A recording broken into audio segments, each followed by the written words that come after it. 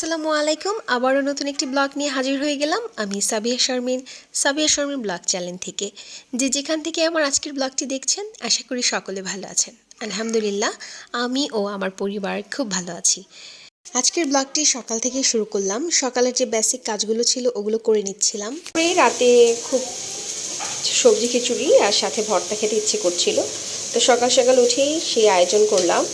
তো এখানে আমি খিচুড়ি বসিয়ে দিয়েছি আর এইখানে আমি ভর্তার জন্য শুটকি, কাঁচামরিচ আর রসুন পেঁয়াজটা ভেজে নিচ্ছি।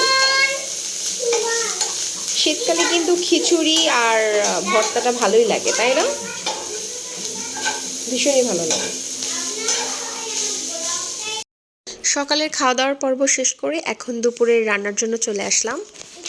আর আজকের দুপুরের মেনুতে আছে এই যে গরুর মাংস আর হচ্ছে একটা বিশেষ শাকভাজি এজন্য বলছি যে সেই শাকটাকে আমি যখন কুটি বা ধুই, যখন রান্না করি, তখনও সে আমার কাছে যে নামে পরিচিত ছিল, কিন্তু তাকে টেস্ট করার পর তার পরিচয় পুরোই পাল্টে গেল। কি শুনে অবাক হলেন? কিন্তু এটাই সত্যি। আজকে এই শাক রান্না করে আমার নিজের উপর থেকে বিশ্বাস হারিয়ে গেছে।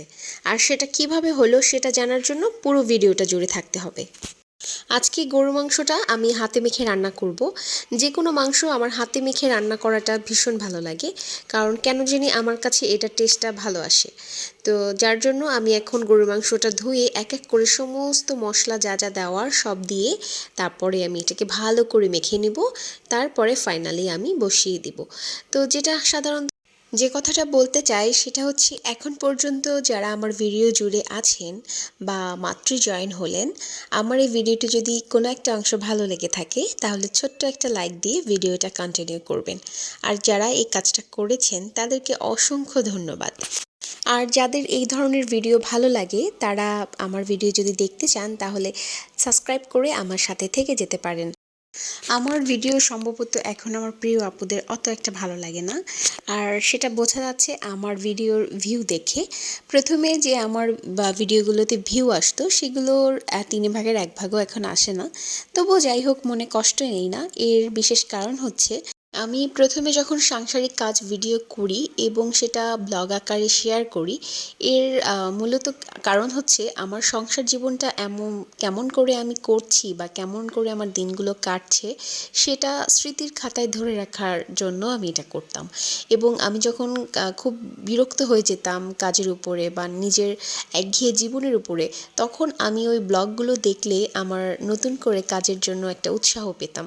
আর এই কারণে মূলত আমি ভিডিও করে ব্লগ আকারে শেয়ার করতাম। কিন্তু যখন দেখলাম ওই ভিডিওগুলো মানুষ দেখছে এবং ভালো ভিউ আসছে, কমেন্টস পড়ছে, তো ওটা দেখে না অন্যরকম আরেকটা ভালো লাগা কাজ করলো, যে আমি যাদেরকে চিনি না জানি না তারা এভাবে করে একটা ভালোবাসার চাদর আমার গায়ে দিচ্ছে। আর তাদেরকে আমি শুধুমাত্র ভিডিওর মাধ্যমে অচেনা অজানা মানুষগুলো এতটা কাছের হয়ে যেতে পারে বা এতটা আপন অনুভব হয়। তো এইটার লোভে কিছুটা আমি পড়ে গেলাম, আর এর ফলেই আবার কন্টিনিউ ভিডিও দিলাম। কন্টিনিউ বলতে আমি ওইভাবে কন্টিনিউ কখনোই করতে পারি। যারা প্রপার ফুল টাইম হাউসওয়াইফ এবং সাথে 2টা বাচ্চা, পুরো ঘরের কাজ একার করতে হয়, এরকম যে আপুরা আছে তারাই একমাত্র আমার জায়গাটা বুঝবে। কারণ যারা এরকম আমরা ফুল টাইম হাউসওয়াইফ আছি, A to Z যাদের একার হাতে করতে হয়, তাদের আসলে অন্য একটা কাজের জন্য টাইম বের করা কোয়াইট ইম্পসিবল হয়ে যায়। আর যদিও সেটা বের করতে হলে নিজেদের ব্যক্তিগত যে একটা শান্তি আছে বা আরাম আছে ওইটাকে হারাম করে বের করতে হয়। যখন বাচ্চারা একটু ঘুমিয়ে যায় বা সংসারের কাজটা যখন একটু কমে আসে, তখনই তো আমরা নিজের জন্য টাইম বের করি, নিজে একটু রেস্ট করি বা নিজের একটু শারীরিক যত্ন করে থাকি। তো ওই টাইমটাতে যদি এই ধরনের কোনো একটা বাড়তি কাজ আমাদের মাথায় থাকে, তখন কিন্তু নিজের ওই কাজটা না করে আমরা এই দিকটাতে টাইম দিই। তো এইভাবে করে হয় কি, নিজের একান্ত যে শান্তিটুকু নষ্ট করে দিয়ে ইউটিউবিং করতে হচ্ছে। আর সেই ইউটিউবিং করে যে মানসিক শান্তিটা পাবো, সেই পরিমাণ ভিউ আর লাইক না আসলে তখন মানসিক শান্তির চেয়ে অশান্তিটা বেশি চলে আসে। আর তখনই মাঝে মধ্যে মনে হয় যে ধ্যাৎ, নিজের খেয়ে এত কষ্ট করার কি দরকার। আর তখনই মনে হয় যে না, সব বাদ দিয়ে দেই, যেভাবে আছি এভাবেই থাকি। কিন্তু যখন ওই বিনে সুতার ভালোবাসার কথা মনে পড়ে যায়, তখন আবার ঘুরে ফিরে জায়গায় চলে আসতে হয়। যাই হোক, অনেক আধ্যাত্মিক কথা বলে ফেললাম, এখন একটু প্রাসঙ্গিক কথা বলি। আর এত আধ্যাত্মিক কথা বললে না পরিবেশটা কেমন যেন একটু গুরুগম্ভীর হয়ে যায়।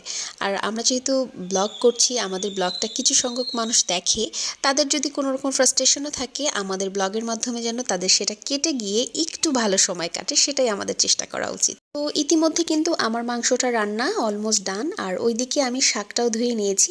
আচ্ছা, যখন আমি শাকটা ধুচ্ছিলাম, যারা যারা নোটিস করেছেন তাদের ওই শাকটা দেখে কি মনে হলো, ওটা কি শাক হতে পারে আমাকে কমেন্টসে কিন্তু অবশ্যই বলে যাবেন। আর মূল বিপত্তিটা কি সেটা তো অবশ্যই আমি কিছুক্ষণ পরে নিশ্চয়ই বলবো। আলিফার পাপা গতকাল রাতে এই শাকটা আনে, তখন আমি কুটে শাকটা রেখে দিই। যেহেতু সকালবেলা রান্না করব, তাই আমি সবসময় চেষ্টা করি কোটা কাটার ঝামেলাটা রাতে শেষ করতে। তো যার জন্য রাতে আমি কুটে রাখি, আর সকালবেলা উঠেই আমি ধোয়ার জন্য প্রস্তুত করি। তো ধুয়ে টুয়ে, যেহেতু পরের দিন ছিল শুক্রবার, তো ধুয়ে মাংস রান্না করে ওইটা আমি এরকম করেই বসাচ্ছিলাম। তো তখন পর্যন্ত আমি কনফার্ম ছিলাম যে এটা পালং শাক। আমি পালং শাক কুটেছি, পালং শাক ধুয়েছি এবং ফাইনালি পালং শাক চিংড়ি মাছ দিয়ে রান্না করছি। তো এই যে দেখেন আমার রান্নাটা কিন্তু আমি মাছটা কষিয়ে তারপর আমি শাকটা দিয়ে দিচ্ছি। তো আলিফার পাপা নামাজ পড়ে এসে ঢাকনা তুলে বলল, এ কি, তুমি মূলা শাক এভাবে ঝোল ঝোল করে কেন রান্না করেছো? মূলা শাক না তুমি রসুন দিয়ে সুন্দর করে ভাজি করো, সুন্দর একটা স্মেল আসে। আমি তো মুখের দিকে তাকিয়ে আছি যে তুমি কি বলছো, এটা এটা মূলা শাক হবে কেন? এটা তো পালং শাক, আমি তো চিংড়ি মাছ দিয়ে ঝোল ঝোল করে রান্না করেছি। এখন আমার মুখের দিকে তাকিয়ে এমন একটা হাসি দিল, আমি একদম বোকা হয়ে গেলাম। তো মোটামুটি এই বিষয়টা নিয়ে তার সাথে আমার ছোটোখাটো একটা ঝগড়ার পর্যায়ে চলে গেছি, যে তুমি কি আমার থেকে বেশি জানো কিনা, বেশি বোঝো কিনা, ওই পর্যায়ে। তো ফাইনালি যখন আমি এটা টেস্ট করি তখন আমারও ভুলটা ভেঙে গেল, যে না এটা পালং শাক না, এটা মূলা শাকই ছিল। মূলা শাকের খুবই কচি একটা ভার্সন ছিল, যেটা কাইন্ডস অফ পালং শাকের মতো দেখতে, বাট এটা পালং শাক ছিল না। তো কথা বলতে বলতে ওদিকে দেখিয়ে দিচ্ছিলাম আমি রান্না শেষে আমার কিচেনটা সুন্দর করে ক্লিন করেছি, এবং বিকেলবেলা আমি কিছু মোমো বানিয়েছিলাম, ওটা আর ডিটেলে দেখালাম না। সন্ধ্যার নাস্তা শেষ করে বাচ্চাদেরকে নিয়ে একটু পড়তে বসালাম। ওদেরকে আমার একেবারেই পড়তে বসানো হয় না, কারণ বড়টাকে পড়তে বসালে ছোটটাও চলে আসে, আর পরে দুইজনে মিলে দুষ্টুমি শুরু করে দেয়। আর এই জন্য পড়তে বসাতে একদমই ইচ্ছে করে না। তো তারপরে একটু বসাচ্ছি, যেহেতু ওর 4 বছর হয়ে গেছে, স্কুলে দেওয়ার ইচ্ছে আছে, যার জন্য একটু একটু করে অভ্যেস করাচ্ছি। সকলের কাছে দোয়া চাচ্ছি আমার বাচ্চাদেরকে স্কুলে দিব, ওরা যেন সৎ চরিত্রবান মানুষ হয়ে উঠতে পারে, এতটুকুই আল্লাহর কাছে আমার চাওয়া। আর আপনারাও সেই দোয়াটাই করবেন আশা করছি। তো সকলের সুস্থতা কামনা করে আমার আজকের ব্লগটা এখানে শেষ করছি। সকলে ভালো থাকবেন। আসসালামু আলাইকুম। আবার পরবর্তী ব্লগে দেখা হচ্ছে।